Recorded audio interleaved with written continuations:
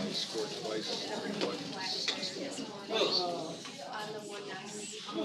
Good evening. I'd like to call this regular board meeting of the Depew Union Free School District Board of Education meeting to order. Welcome and thank you for those joining us in person and via our YouTube live stream. If you could please stand and join me in the recital of the Pledge of Allegiance. Pledge allegiance to the flag of the United States of America and to the republic for which it stands, one nation, under God, indivisible, with liberty and justice for all.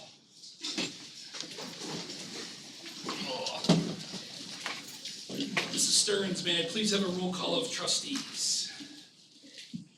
President McGloin? Here. Trustee Judy? Here. Trustee Hawthorne Greer? Here. Trustee Lamarca? Here. Trustee Lau? Here. Trustee Orden? Here. Trustee Spencer? Present. Student Board Officio Kendra Klikinci?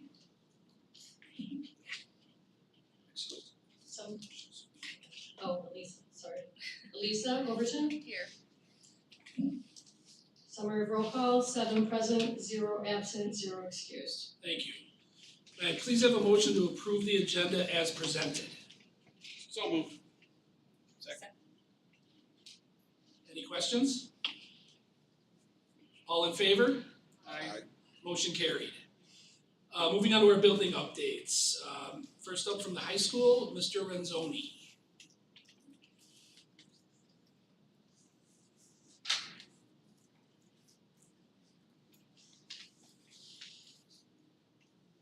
Good evening, everyone. Tonight's updates will be presented by sophomore Student Senate Representative Bella Petruskas.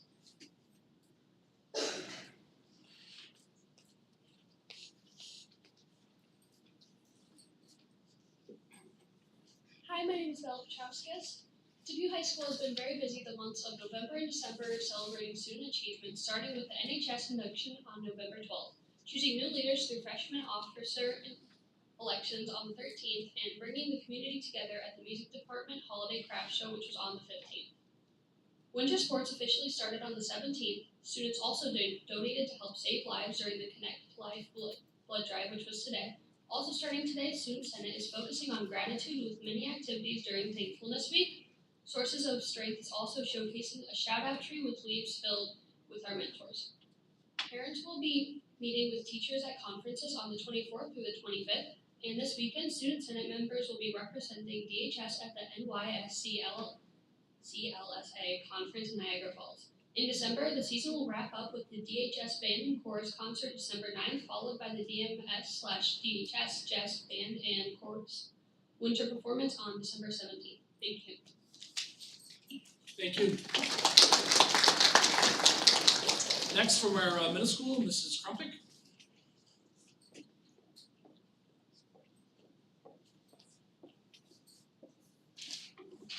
Good evening. I would like to welcome Ella Bishop, one of our wonderful 8th graders, to do our middle school updates.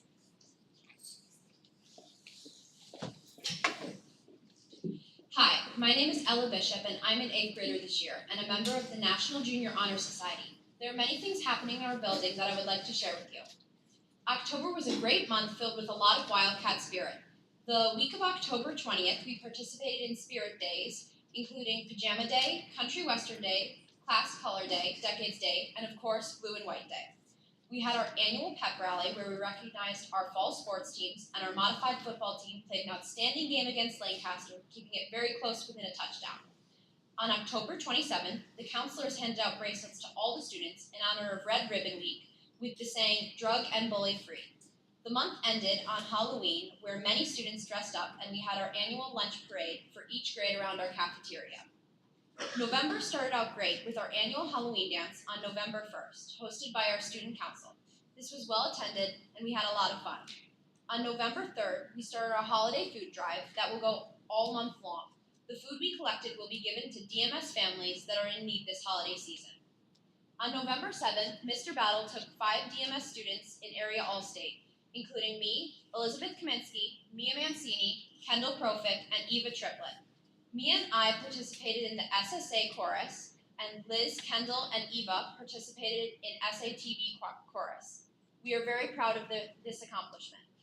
November 7th also marked the end of the first quarter. On November 10th, we were off for Superintendent's Conference Day, and on November 11th, we were off to celebrate Veterans Day. On November 12th, we had a Web Wednesday that focused on the character trait of gratitude. Our 6th graders made cards and wrote letters to veterans overseas. Our 7th graders made candy and hot chocolate wreaths to donate to local agencies and help support our school and the DMS community.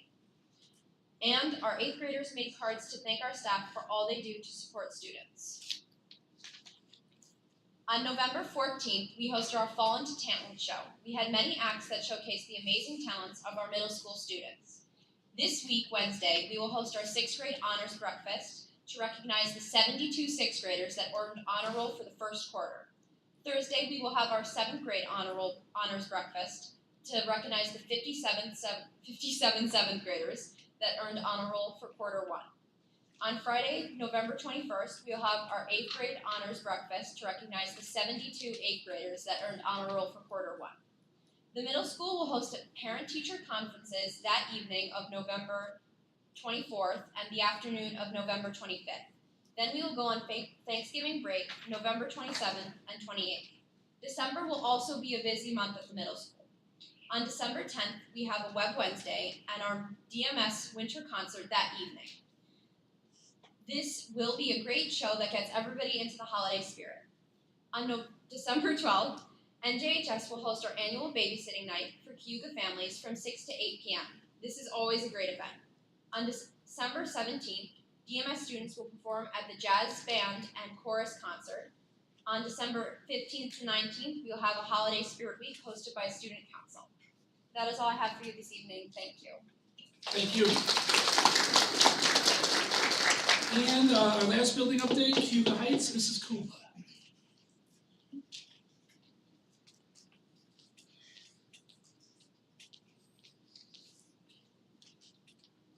Good evening. I would like to introduce 5th grade student Madison Shaw.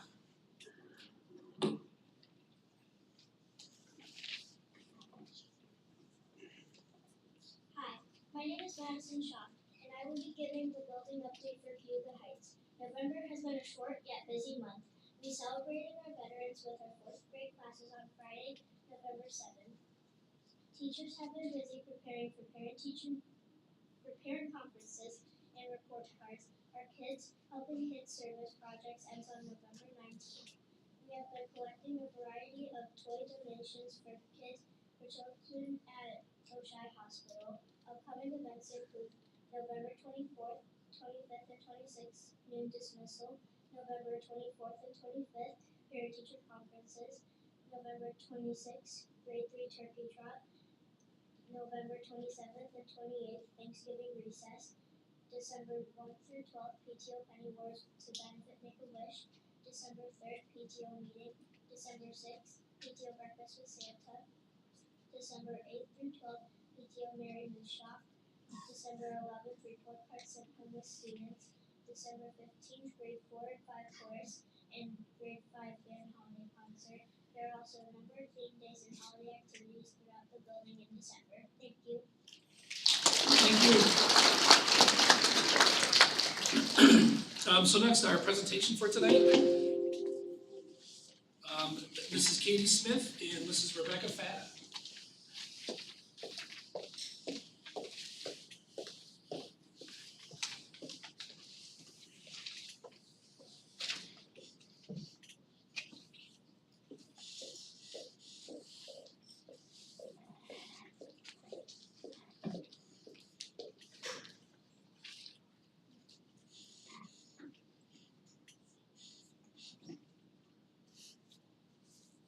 Okay, good evening, everyone.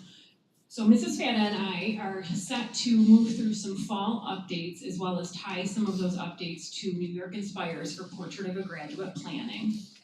And so to begin, we're going to do a review of some of the priority areas that we've had as a district, and I'm going to be emphasizing a few of the pieces related to climate here in the district.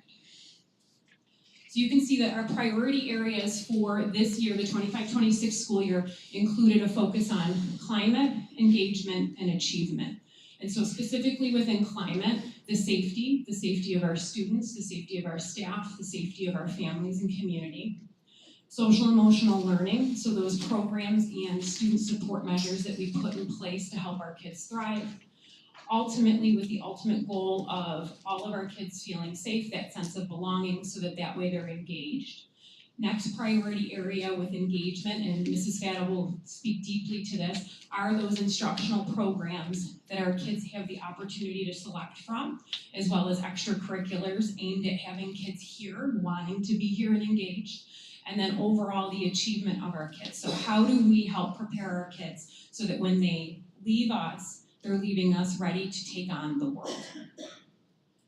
So climate specifically, we have a lot of pieces that are in place. Our job as a school district is to be constantly evaluating what is working well, how do we know that it is working, and then when something isn't working, to address that area of concern and put new plans into place with a feedback loop. So some of the planning pieces that we have every year include district-wide safety planning, building level safety planning, consulting with outside people from Erie One BOCES as well as consultants, and then working with our staff and families to plan.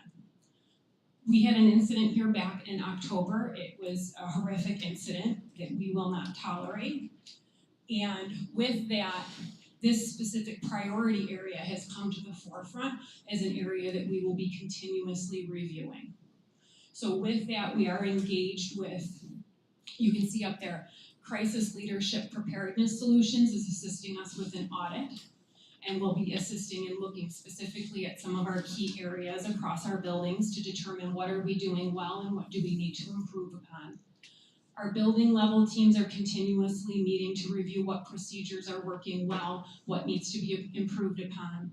Our counseling teams, along with Mrs. Fata, the other Ms. Fata, and our building principals, and with student input as far as how do we develop leadership within our students, how do we help to equip them with the social emotional skills needed to be able to engage productively in the world around them, handle conflict, reach out for help when they need it, and then how do we equip our adults to do just that. Programming that's already in place that we will continue to evaluate. We've had guest speakers across our buildings this fall. Sources of Strength is up and running at the high school. The web program, which our middle schooler just spoke so eloquently about, is occurring at our middle school. And then a lot of leadership opportunities starting at KUGA, because we know that it starts there and young.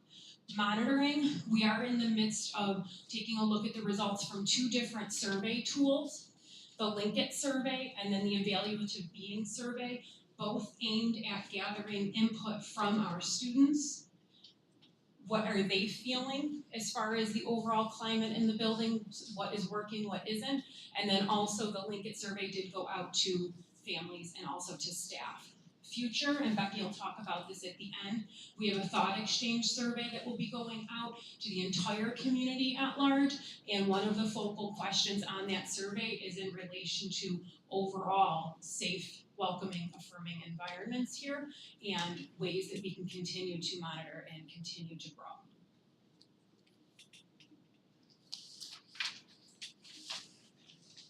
Okay, moving on to engagement. I'm just going to highlight some of the newer things that we're doing this year in Depew. As far as the student leadership development and voice, some new things that we have going on this year are the town hall meetings that are taking place at the high school. Our student senate students are running these meetings where they are getting representatives from all of the different clubs and organizations within the school and inviting them to come together for a meeting so that we all are informed of what is going on in the high school. And so far it has been pretty successful. We have had a great turnout at those meetings. The other piece that I would like to highlight is the guiding coalition that is happening or will be happening with our students in the very near future. I'll talk more about that when we get into the New York Inspires piece of the presentation, but it is something that we are looking for students to get involved with. We have teachers that are involved with looking at what the portrait of a graduate will mean to us at Depew, and we really value the student input on that as well. So I'm looking forward to hearing from our students. With the attendance piece, at Cuba Heights, we have monthly grade level attendance incentives, and it's geared at growth of incentive, not just always which class has the best attendance. So it's really encouraging students to improve each month. At Depew Middle School, we have the pause blitzes, which sound really exciting, and it promotes being on time to homeroom, which I know can be a struggle if you're socializing a little bit in the hallway. So it kind of promotes that that skill of being on time and being prepared for school and being ready to learn. So they are able to earn pause passes if they are on time for homeroom a certain number of times. For the community events, one thing, I know you're familiar with Depew Discovery Night and the Trunk or Treat the Pops concert, but one thing that I'm really excited about, and again, this is student-led, is it's called Rhythm and Roots Wildcat Culture Night. So that is to come. Just a really quick story about that. One student had an idea last year. One of the teachers, Mrs. Foles, brought it to my attention, and here we are a year later putting it into practice. So I'm really very proud of the leadership group that's running that, and the student that really had the idea. Communication, we have a fall thought exchange like Mrs. Smith had referred to, and we are also using Apogee, which is a newer messaging platform, which is great because we're able to get links out to parents in addition to messaging. With our Family Support Center, we are really trying to ensure consistent care for families, and we have monthly meetings with our counselors and social workers to make sure that our practices are successful and we have the support in place that our families need. And finally, going on to academics and extracurriculars, as I'm sure you are well aware, we could go on all night about the wide variety that we have here at Depew, and I'm very proud of that. So that continues this year as well. Oh, you did? Oh, look at that, okay. Achievement. So we have under the mapping and programming piece, I'd like to highlight the curriculum blueprint that will be completed by winter of 2026. So this is a part of our curriculum mapping, and the piece that will be completed in the secondary grades is the unit descriptors and the course descriptors, which will be available on our website. And I'm very excited that we just found out today another layer to that will be student photos that will be highlighted on this blueprint on the website. So when you click on a math image to get to the math courses, it is a photograph that our students have taken. So I'm really, really excited for the kids to be able to do that. Project-based learning, that is another big piece of what we are working on this year, especially at the high school level, that will be scaled down as we move through this work. But right now, we do have a group working learning more about the structures and the practices that we will use to implement this high quality, successful project-based learning and assessments. We have teachers going to our BOCES consortium on this topic, and we are also attending a conference at High Tech High to learn more about those structures that are needed to support that. With MTSS and interventions, we are working very, very hard across the district. Janelle Baker is our MTSS TOSA across the district, and she has been doing a lot with all of the buildings to ensure that we have the interventions in place and the supports needed to support those interventions and make sure that the practices are aligned. We are utilizing iReady as a part of this in order to determine what our students' needs are and to best address their needs. For professional development, we are sending 6 teachers to NICEGATE this year, and it's a conference that highlights new technology that's coming out, and those technology platforms will support work in all of the curriculum areas in addition to AI that obviously we're all learning about together. So it's interesting to hear what those teachers have to say when they get back in the programs that they feel would be most beneficial to us. Natasha Fad and I attended the IDAB and SEAC retreats where we had a lot of interesting updates from the state regarding Portrait of a Graduate, New York Inspires, equitable grading, and the STEPS program, which will replace APPR for teacher and administrative evaluations. Any questions so far on that part? Okay. And so that takes us to the New York Inspires transformations that Mrs. Fata just referenced. So 5 years ago, New York State embarked on a journey through the Blue Ribbon Commission to really take a look at graduation measures and gathering input from all sorts of stakeholders from across the state. And it was really geared at our kiddos exiting with the skills, dispositions, and attributes needed to really meet the challenges of an ever-changing world. And so this July of 2025, the first phase of that the four transformations was released, and that's the Portrait of a Graduate, which Mrs. Fata and I are going to go into a little bit deeper now as far as the work that Depew is doing in light of that. But this snapshot gives you the journey across the four transformations, ultimately ending with one diploma here in New York State, which that is several years down the line, but of course the planning begins now. So the Portrait of a Graduate, as you can see, is built upon a core, and that core is the culturally sustaining framework. So the belief that we are individuals, we have individual identities, there are diverse perspectives, and that our goal is really to develop students as thinkers who value the world around them, the differences in the world around them, the ability to listen and ask questions and seek diverse perspectives, and then also the ability to then meet those challenges head on collaboratively because the world is evolving around us. And so that sits at the core. And then from that visual, outside of that, are 6 attributes that the state has identified that we aim for our graduates to leave us with. So the 6 attributes are listed there. You can see everything from academically prepared to reflective and future focused. And so when we think about students who are academically prepared, this does tie right back to New York State standards. And what are the standards that we want our students to be able to achieve across academic areas? But then beyond that, what do we want them to be able to do with that knowledge? Because as Mrs. Fata just said, the technology is at our fingertips. The information is at our fingertips.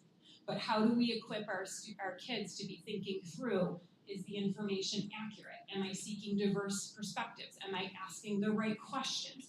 How can I connect this information to then meet a challenge head on?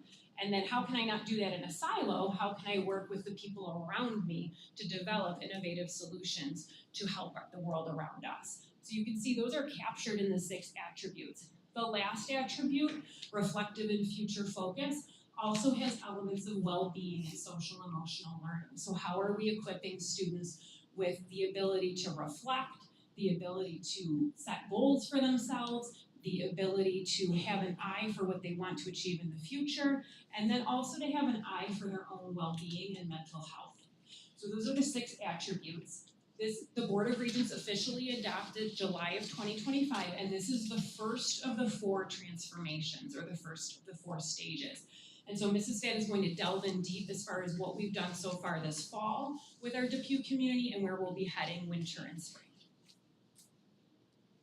Okay, so along with the cultural responsiveness and the 6 attributes that Mrs. Smith spoke about that make up the Portrait of a Graduate, we're going to look at the interconnectedness of each of these competencies and how they relate to applicable real-world experiences.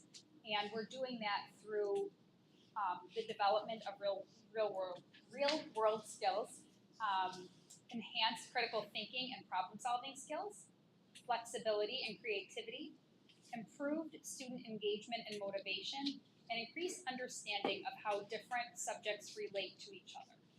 All of that put together is creating learning experiences that are meaningful and that students can remember and apply in real-world situations.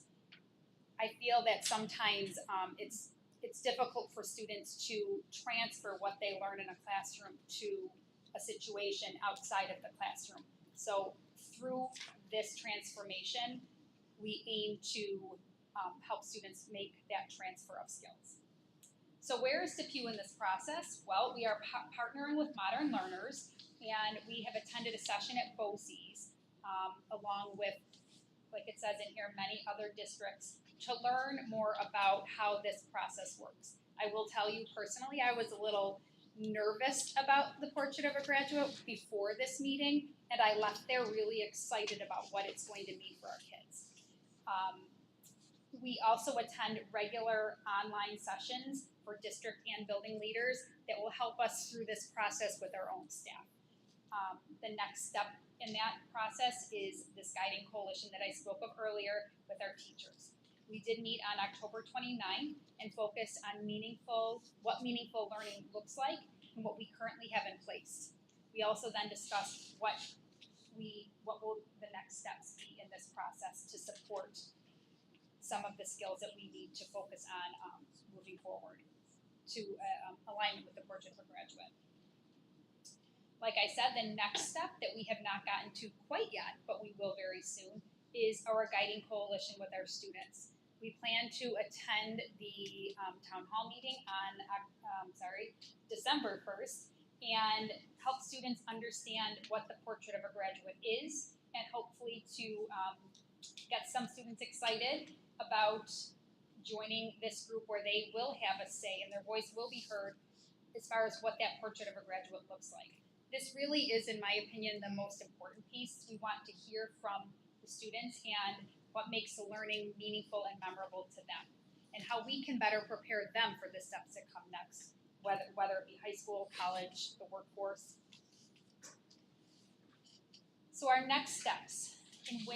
By winter, we will meet with the student group, engage in activities that promote awareness and understanding of the Portrait of a Graduate and the attributes. Students will discuss their beliefs about learning and what it really means to learn. What does that look like to them? After that, after we meet with the students, we will then regroup with the teachers and share the information that we learned from the students and what themes emerge and how they relate to the Portrait of a Graduate. We will also be welcoming student, staff, and community feedback through a thought exchange that will take place in December. Students in grades 6 through 12 will be asked to share their most memorable experiences and what they would like to see more of in their classroom learning environment. In addition, we will also ask what makes them feel safe and comfortable in school. The staff and community will be asked to describe a successful graduate, what powerful learning looks like, and how school and community can work together. And additionally, again, we will ask them, the staff and community, what they believe a safe and supportive environment looks like. Continuing on in the spring and moving forward, the full guiding coalition will meet to construct I can statements that embed the language of proficiency around the attributes of a Portrait of a Graduate. So this means we will take those 6 attributes and we'll take the themes that the students came up with, and we will create I can statements about things that we want our students to be able to do by the time they graduate from Depew High School. As we move forward with this work, we will identify priorities and how this relates back to the Portrait of a Graduate. And this will help us have a clear vision of what our next steps need to be and what that Portrait of a Graduate will eventually look like. Does anybody have any questions? Thank you. Thank you.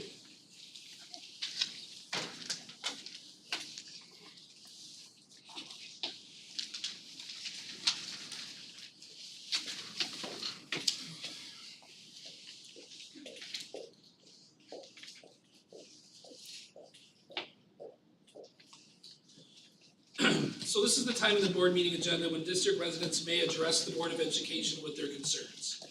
Each resident has up to 3 minutes to address the board.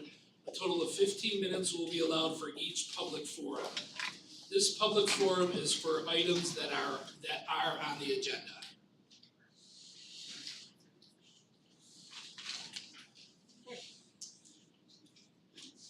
May I have a motion to approve the consent agenda as presented? So moved. Second. Which includes E B, approval of minutes from October 21st, F, the personnel, G, other items, and H, the financial matters. So moved. Thank you. Part of the consent agenda was the personnel section. So we just hired 11 new people, so I won't go through all the names, but to those 11 people, thank you. We need the help, and we look forward to having you work in our district. May I have a motion based on the recommendation of the superintendent to accept the donation from Tim and Roseanne Ramsey and Wendy Orlowski in the amount of a $500 cash donation in honor of Paul Gagliardi, former Depew counselor and longtime Western New York referee. The money will be used to purchase new down markers for the football field. So moved. Second. Any questions? All in favor? Motion carried. May I have a motion based on the recommendation of the superintendent to accept the donation from the Depew Lancaster Moose Lodge, 1605, in the amount of a $100 cash donation. The money will be used by the boys and girls golf teams. So moved. Second. Any questions? All in favor? Motion carried. May I have a motion based on the recommendation of the superintendent to approve the resolution of the governing body of the Depew Union Free School District ratifying the agreement of adjustment and authorizing Katie Smith, superintendent, to execute closing papers on behalf of the Depew Union Free School District as presented. So moved. Second. Any questions? All in favor? Aye. Motion carried. May I have a motion based on the recommendation of the superintendent to approve the Depew baseball team and staff to travel to KCA Events Baseball Universal Studios for spring training in Orlando, Florida from April 2nd through April 7th, 2026. The purpose of this trip is for team building activities, preparation for the 26th season, and being prepared for the competitive nature of their postseason. There is no cost to the district. So moved. Second. Any questions? All in favor? Aye. Motion carried. May I have a motion based on the recommendation of the superintendent to approve the Depew Sweet Home North Tonawanda hockey team and staff to travel to the Thousand Islands Memorial Tournament on January 16th, 2026, through and including January 18th. The purpose of this trip is for team building activities and new competition from outside our typical groups of opponents. There will be no cost to the district. So moved. Second. Any questions? All in favor? Aye. Motion carried. May I have a motion based on the recommendation of the superintendent to approve the Depew High School Student Senate to attend the Lead National Student Leadership Conference in Washington, D.C. on February 27th through March 1st, 2026. The purpose of this trip is for students to gain valuable leadership skills that will turn key at a future town hall meeting. The only cost of the district would be the cost of the substitute teachers for chaperones if needed. So moved. Second. Any questions? All in favor? Aye. Motion carried. Turn it over to Mrs. Katie Smith.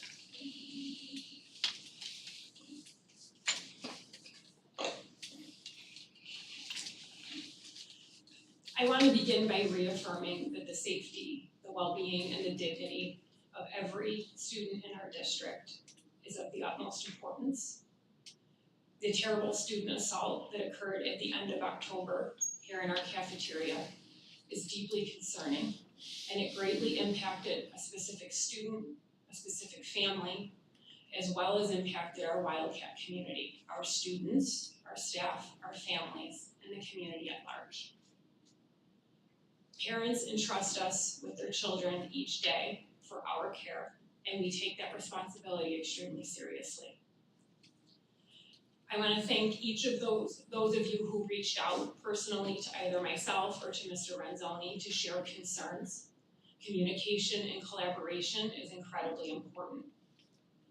We continue to review both our preventative practices and our response measures to ensure that they remain strong, they're clearly understood, and they're consistently implemented.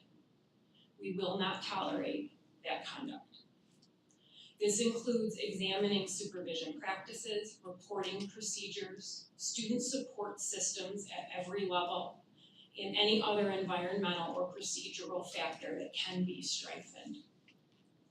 Our building teams will continue to meet to debrief, review concerns, examine procedures. We're looking now at our fall surveys in relation to climate. We're looking for themes, and we're looking to continue to implement plans and monitor the success of those plans. Our next survey will go out to the community at large, and a part of that survey is aimed at gaining information from our community on what makes safe, supportive learning environments and extracurricular environments for all. We remain committed to fostering a school community where students feel safe, where they can be themselves, where they're respected and they're supported. And our priority always is safeguarding every student in our care.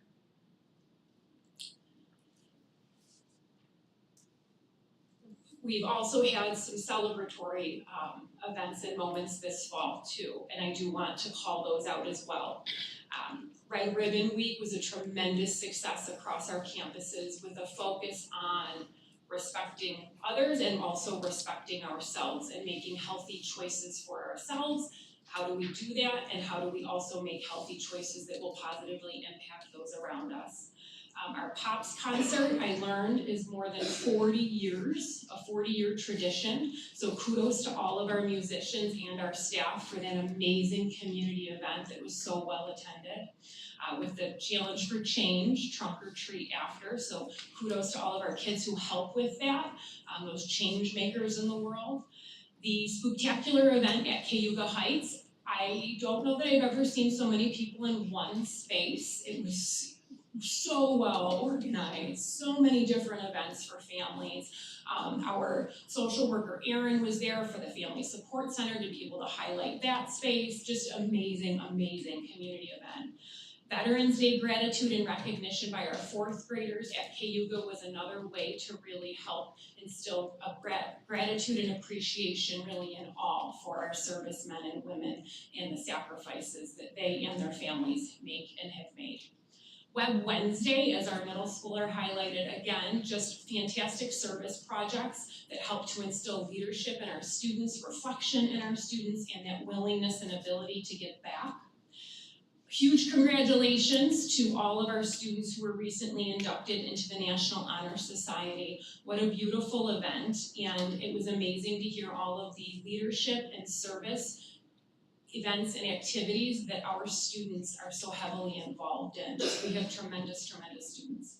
The music department craft show was another way that our community was invited into the halls of the school and was very well attended. And congratulations to all of our fall athletic teams. All 12 teams were recognized as scholar athlete teams for the fall. So that's a tremendous accomplishment of our student athletes to be able to balance the academic portions along with being committed to their team.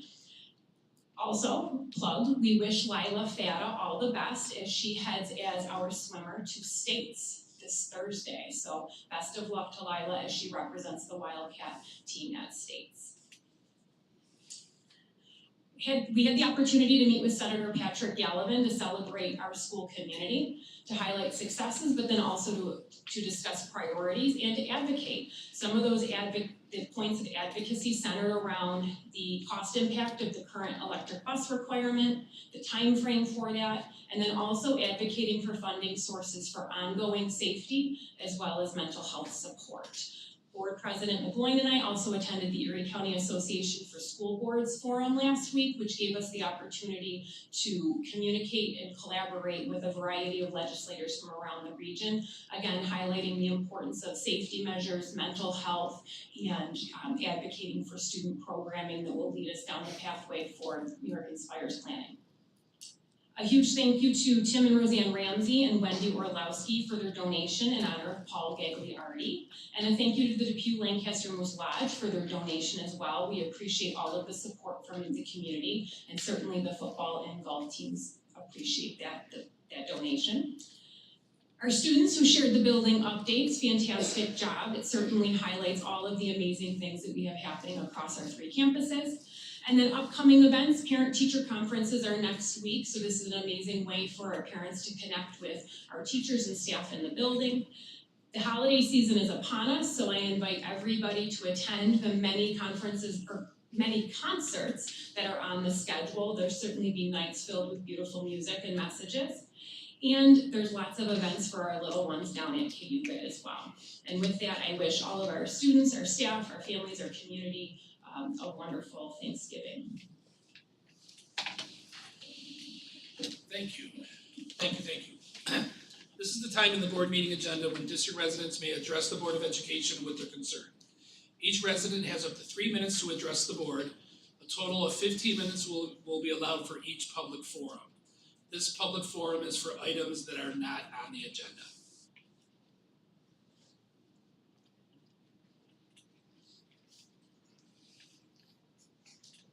Good evening. My name is Rachel Bone. I am the mother of the student who was attacked right there by 2 girls.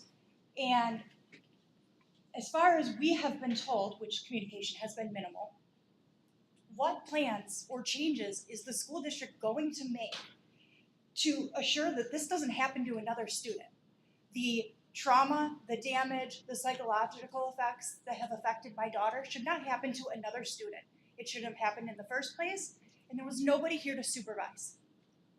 I've watched that video of my daughter's attack over and over and over again, and there's nobody.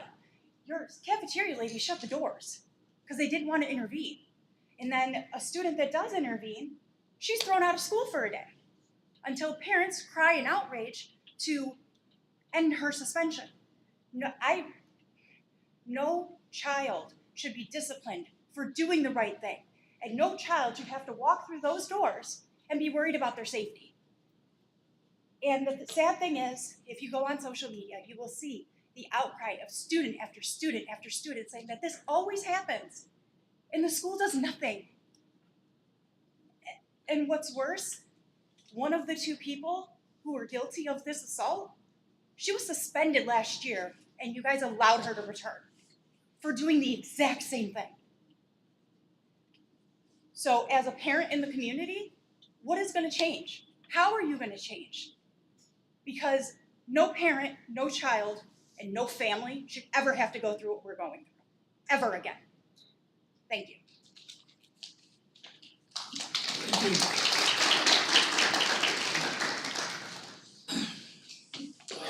So at this time, student board and board members. Oh, I'm sorry, I apologize, sir. My name's Dave Bone. I am the grandfather of a student involved in the assault. I'm here to let you know that this ain't something that's going to be thrown under the table and then down the road, let's forget about it and bring everybody back. You want to ease our tensions, you got to give us some information on what's going on. None of them 3 students, I say 3 students because there were 3 involved, should have been back in this school ever. Yet I find out today that the 3rd one is back in the school today. She videotaped it and she cheerleaded it on, and she was part of planning that hit. And that makes the kids in this school safer by bringing her back in. Did she go through any kind of a hate class or anger class? Did she sit down and apologize for her actions? Did you talk to the student, my granddaughter, and ask her if she felt safe bringing the student back into the school? Any of that happen? You're not going to tolerate this happening, yet you bring her back into the school. That's tolerating it. You want to lower our tensions, which are high. Give us the information. What's going on? Are they gone from this school for good, the other 2? And this one, 3rd one should be? Or is it just something that's going to be pushed down the road and sneak them back in later? We need to know. We need to know what's going on. Somebody want to come and talk to us afterwards and give us something in confidence and we won't go any further? Let us know, because our tensions are not going down. I'm with the mom. I've seen that video more and more, and I keep watching it because I don't want to forget. And I'm sure every parent here that saw that video feels the same way if it was their kid. So, you guys are in charge. Do something and do the right thing. All right? Because this is not going away on our part. Guaranteed. Thank you. Thank you.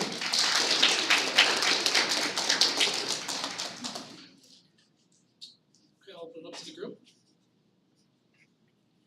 Anybody? Go ahead. As I've mentioned many times before, I was not in favor of as Katie said about when she talked to the state senator about the electric school buses. And since I was very critical of what the state was doing with that, I just want to give credit where credit is due, and it looks like they have put the brakes on and they're actually gonna look at it, so they listened. So that's one good thing as far as that goes with that. And I'm looking very forward to all the winter performances too.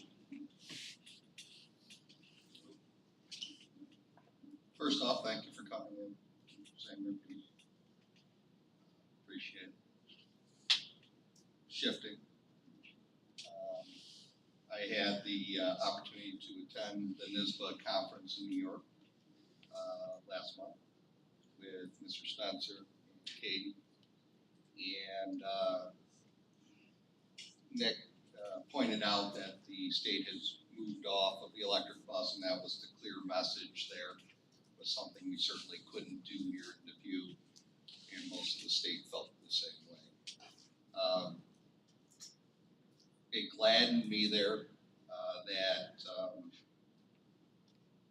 seeing all the different opportunities to open up different avenues of education to our kids, and different strategies that people are trying to do, especially in the areas of trying to get kids that are not college interested, programs and opportunities, and that the state seems to be taking that more seriously, and that it's broader, touching more and more districts, so I was very pleased with that.